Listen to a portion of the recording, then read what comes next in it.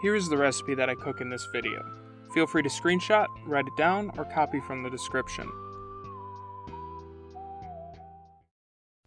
Sloppy Joes are not normally compatible with the keto diet. However, here I've put together a recipe that I think really matches the flavor and texture of the Sloppy Joes many of us grew up with, and I will show two different ways of enjoying these. This recipe is based on Chef John's regular Sloppy Joe recipe, link in the description. This recipe starts with an onion. We're going to finely dice it.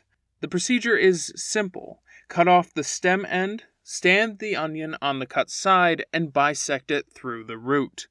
Carefully peel the top two layers off, then, laying the onion on the cut side, make thin slices toward the root. Turn the knife 90 degrees and just start shaving off the onion in 1/8 inch slices. Repeat with the other half and set that aside.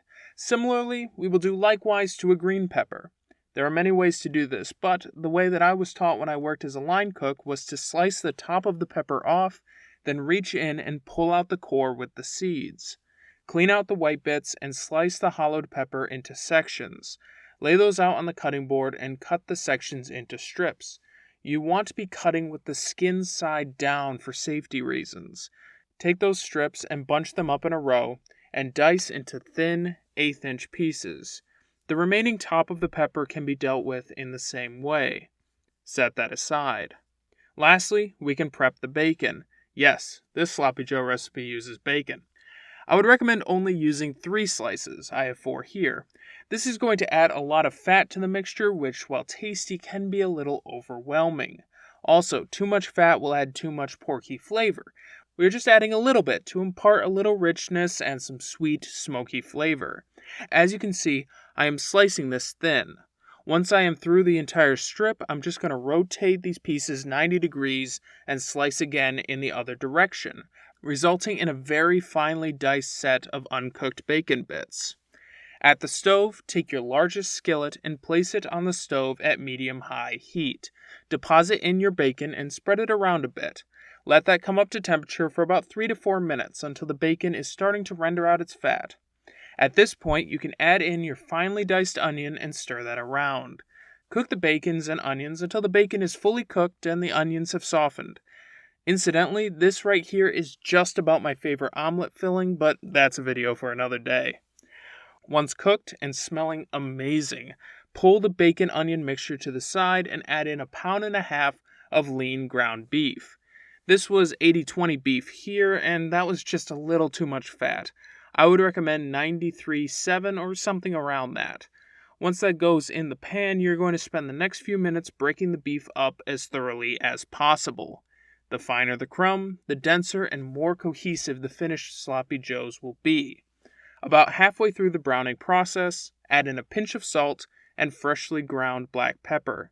Be conservative with the salt. The flavors in the end will be very concentrated, and you run the danger of oversalting the mixture at this point.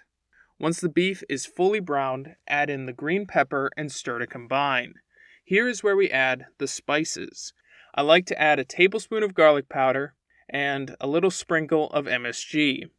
I'm also going to add something I've been experimenting with, some citric acid powder.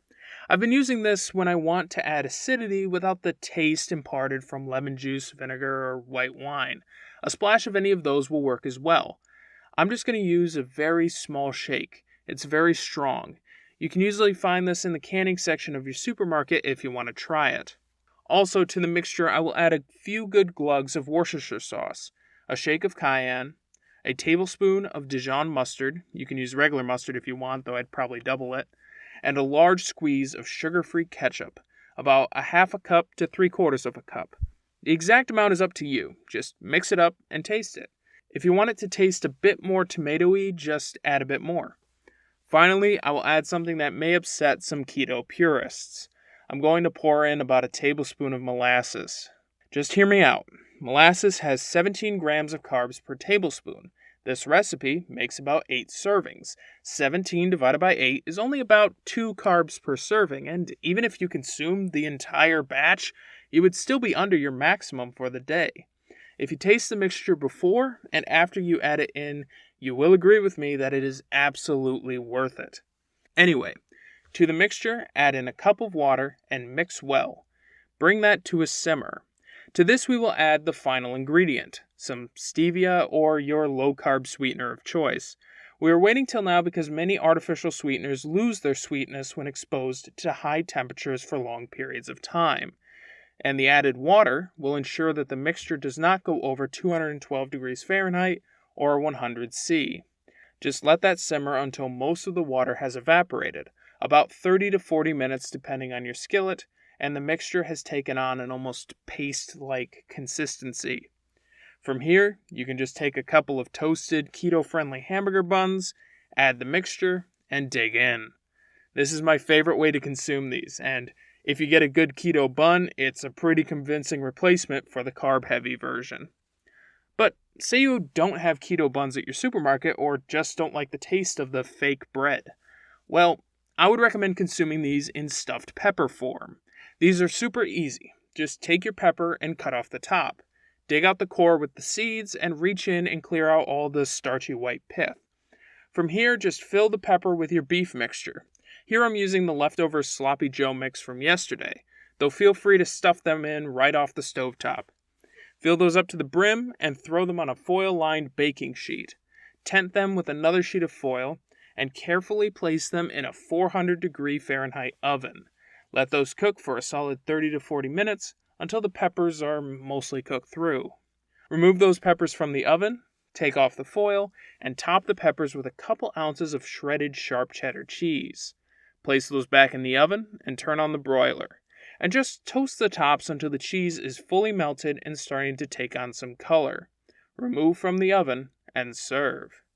And that is just an amazing, hearty, healthy thing. I don't know the best way to consume these. I usually just dig in with the fork and knife and hope for the best.